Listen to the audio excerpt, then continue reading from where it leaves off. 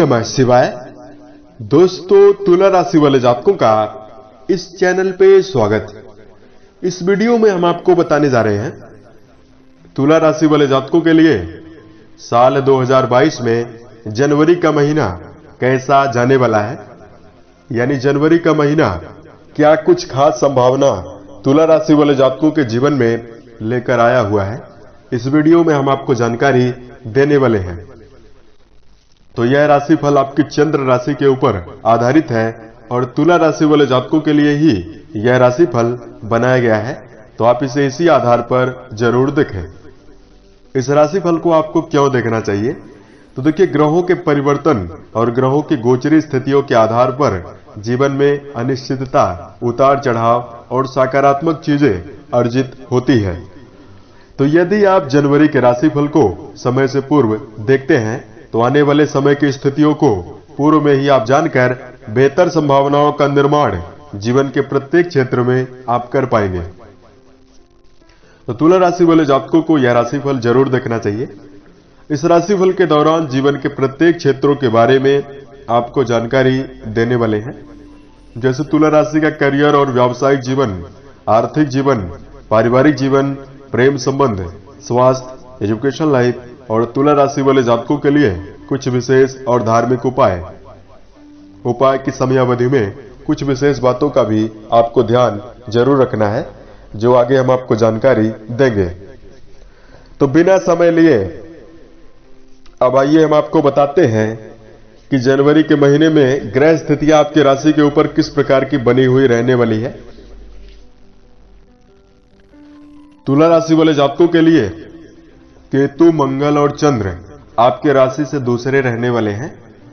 वहीं 16 जनवरी 2022 को मंगल का राशि परिवर्तन होगा और मंगल देव आपके राशि से दूसरे भाव से निकलकर राशि के तीसरे भाव में यानी पराक्रम भाव में चले जाएंगे।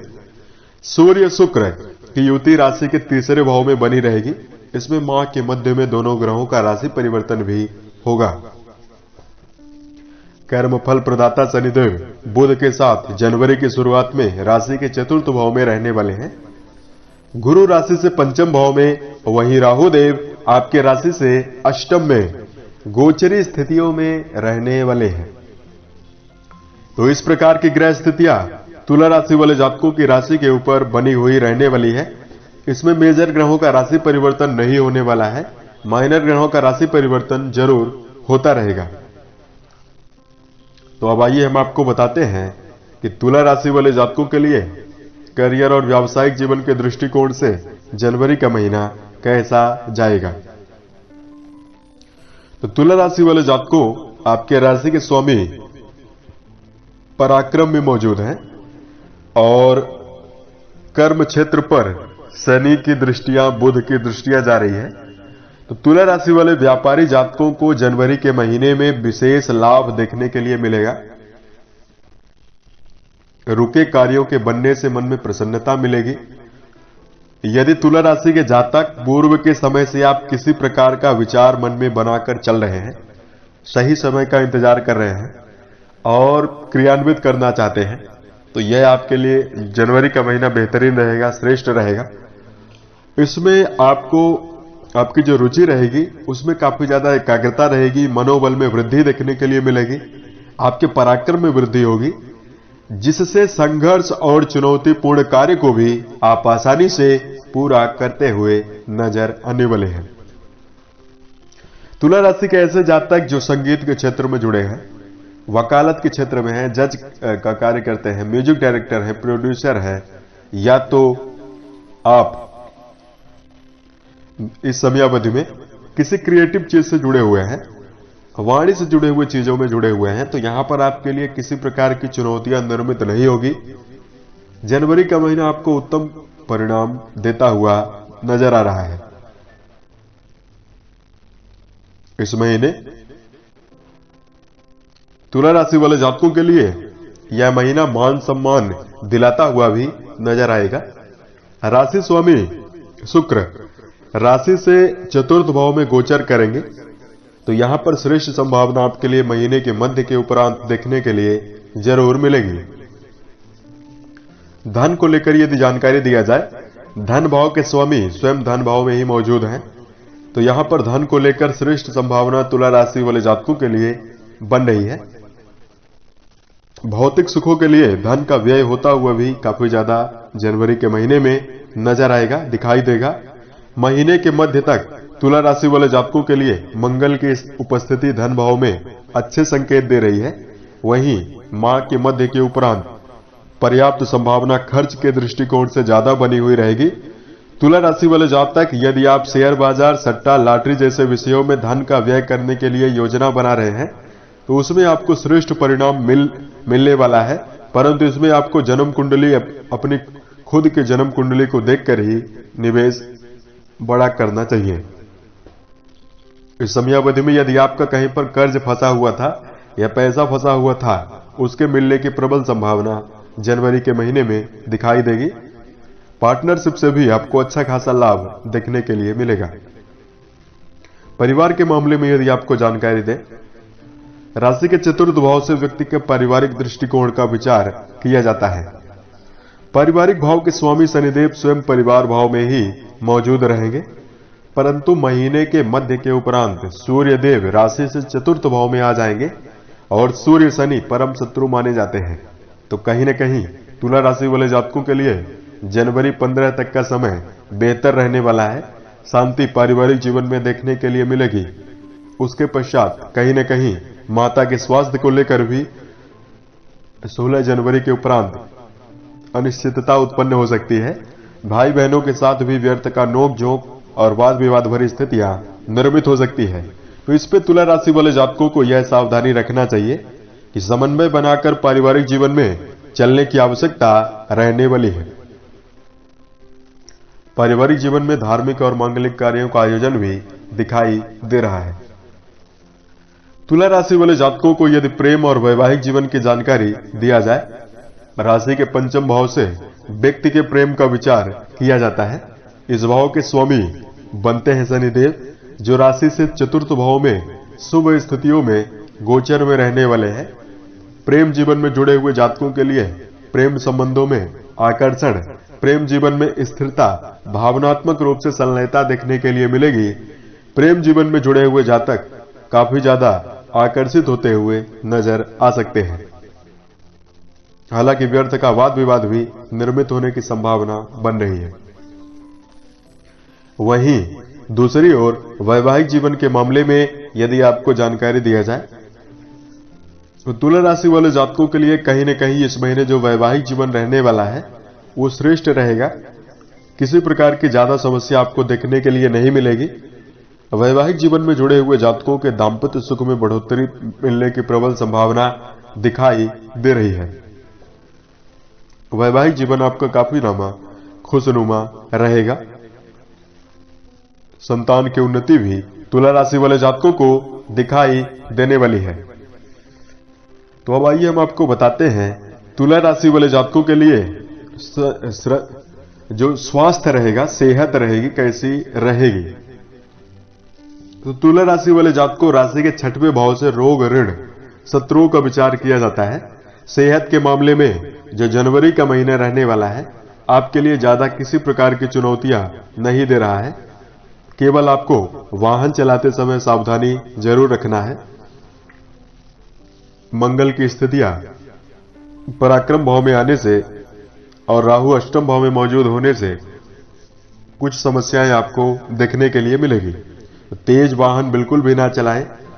अपनी सेहत में रोग प्रतिरोधक क्षमता में वृद्धि करने के लिए शाकाहार पर प्राथमिकता दें। उसके साथ साथ शराब, धूम्रपान और मांसाहार जैसे विषयों से तुला राशि वाले जातकों को दूरी बनाकर जरूर चलना चाहिए। अब आइए हम आपको बताते हैं कि तुला राशि वाले जातक जनवरी के महीने में क्या कुछ खास उपाय कर सकते हैं। तो सबसे पहले तुला राशि वाले जातकों को 4 मुख्य बातों का ध्यान जनवरी में जरूर देना है। सबसे पहले अपने मन, अपने वचन और अपने कर्म द्वारा किसी भी व्यक्ति का नुकसान करने से बचें। दूसरा, तुला राशि वाले जातक यदि जीवन में किसी प्रकार की योजना बनाकर आप चल रहे हैं तो उसको आप किसी दूसरे व्यक्ति से शेयर करने से बचें। तीसरा, तुला राशि वाले जातकों को समय का दुरुपयोग करने से बचना है। आलसी प्रवृत्ति पर आपको ध्यान रखना है। बड़े से बड़े लक्ष्य को बनाने के बाद तुला राशि के अक्सर जातक आलस के कारण लक्ष्य को छोड़ते हुए भी पाए गए हैं। तो इस महीने आपको इस बात पर ध्यान रखना है, भूतकाल में गया हुआ समय भविष्य में वापस कभी नहीं आएगा, इसलिए आलस्य पर ध्यान रखकर जरूर चलें, समय का पूर्ण रूप से सदुपयोग करें। और चौथा, तुला राशि वाले जातकों को क्या करना है कि किसी दूसरे व्यक्ति के ऊपर ज्यादा भरोसा करने से भी बचने की आवश्यकता रहने वाली है। अपने कार्यों को दूसरे व्यक्ति के ऊपर समर्पित करने से बचें। किसी व्यक्ति से ओवर एक्सपेक्टेशन रखकर आप ना चले तो बेहतर संभावना निर्मित इस महीने होगी। अब आइए हम आपको बताते हैं तुला राशि वाले जातकों के लिए कुछ धार्मिक उपाय जिसको आप जरूर कर सकते हैं। तो आपकी राशि के स्वामी माने जाते हैं शुक्र। तो सबसे पहले भगवान शिव की आराधना आपको जरूर करनी चाहिए। यदि आपको कर्ज और संतान उत्पन्न में बाधा हो रही हो, विवाह में देरी हो रही हो, मुकदमेबाजी में आपको असफलता मिल रही हो, तो राशि स्वामी शुक्र की स्थितियां जन्म कुंडली पर अनुकूल बनाना परम उपयोगी है। इसके लिए कुछ विशेष आपको उपाय बता रहे हैं जो आप जरूर करते रहें। शुक्र का बीज मंत्र ओम सुम शुक्राय नमः नामक मंत्र का आप जप जरूर कर सकते हैं। शुक्र को अनुकूल बनाए रखने के लिए गाय को ग्रास निकालना चाहिए, यानी भोजन करते समय भोजन से पूर्व कुछ हिस्सा गाय को जरूर देना चाहिए। शुक्रवार के दिन चांदी, चावल, दूध, दही, घी, खीर, सफेद वस्त्र, चीनी, मिश्री सात्विक ब्राह्मण को पूर्ण श्रद्धा भाव से दक्षिणा सहित दान करना चाहिए। शुक्र ग्रह के अशुभ फल दूर होते हैं और शुभ परिणाम जीवन में मिलने लगता है। इस महीने कुछ और विशेष उपाय आप जरूर कर सकते हैं। जैसे सबसे पहले अपने घर का जो बेडरूम है या जो किचन है उसको किसी प्रकार से गंदा ना होने पाए साफ रखने का प्रयास करें, और शारीरिक रूप से भी गंदे बने रहने की आदत आपको त्यागनी चाहिए। इससे शुक्र का जो आपकी राशि के स्वामी माने जाते हैं उनका अशुभ परिणाम जीवन में मिलने लगता है। खाने पीने की चीजें भी यदि व्यक्ति गलत खान पान करने लगे, जैसे मांसाहार, धूम्रपान, शराब जैसी चीजों को लेता है, तो इसमें जन्म कुंडली पर शुक्र काफी खराब परिणाम देने लगते हैं और घर की धन दौलत भी जीवन में नष्ट होती है। अब आप बोलेंगे कि सामने वाला व्यक्ति काफी ज्यादा गलत कार्यों में संलग्न है, फिर भी उसके घर में धन की किसी प्रकार से कमी नहीं बनी हुई है, तो पूर्व जन्म के श्रेष्ठ कर्मों को वह बंदा भोग रहा है। व्यक्ति ने यदि वर्तमान में खराब कर्म किए तो उसका जब परिणाम मिलने लगेगा तो वो जीवन में काफी ज्यादा खराब होता है। जैसे उदाहरण के लिए आपको समझा रहे हैं, किसी व्यक्ति का खाता हो बैंक में और उसमें मान लीजिए 1 लाख रुपए जमा हो, तो व्यक्ति उस जब तक निकालेगा, मान लीजिए कोई व्यक्ति 2000 4000 लगातार करके उसको निकाल रहा है, निकालते निकालते एक समय ऐसा आएगा कि जब व्यक्ति के खत्म हो गए, तो जब वो खाते से पैसा निकालने जाएगा या मशीन से पैसा निकालने के लिए जाएगा, उसमें आवाज आएगी कि पहले आप अपने खाते में पैसे को जमा करें। ठीक उसी प्रकार व्यक्ति के कर्म होते हैं। जब व्यक्ति ने पूर्व जन्म में या पूर्व के समय में श्रेष्ठ और अच्छे कर्म किए तो उस श्रेष्ठ कर्मों के जो शुभ परिणाम है उसको व्यक्ति भोग रहा है, तो पाप कर्मों में भी संलग्न है। तो जब व्यक्ति अपने सभी शुभ कर्मों को भोग चुकेगा, तो जब उसके पाप कर्मों की परिणाम की गिनती शुरू होगी, तो व्यक्ति को मन, वचन और कर्म, शारीरिक मानसिक लगातार कष्ट मिलने लगते हैं। उसमें व्यक्ति फिर धर्म का मार्ग अपनाता है और बोलता है कि हम धर्म कर रहे हैं, फिर भी हमें जीवन में अशुभ परिणाम की प्राप्ति हो रही है। तो यहां से आपको समझ में आ गया होगा कि यदि जीवन में श्रेष्ठता लेकर चलेंगे, मन में सकारात्मकता, मन में श्रेष्ठ विचार और अच्छे कर्म के साथ चलेंगे, तो जीवन में श्रेष्ठता ज्यादा निर्मित होगी। यदि अच्छे कर्म कर रहे हैं और आपको परिणाम जीवन में दुखों की प्राप्ति हो रही है, तो यहां पर भी आपको बिल्कुल भी घबराने की आवश्यकता नहीं रहने वाली है। आपकी पीढ़ी में आपकी आने वाली संतान में उसका शुभ परिणाम जरूर मिलेगा। उम्मीद है यह जानकारी आपको अच्छी लगी। मिलते हैं एक नए वीडियो में, तब तक के लिए आप अपना ख्याल रखें। ओम नमः शिवाय।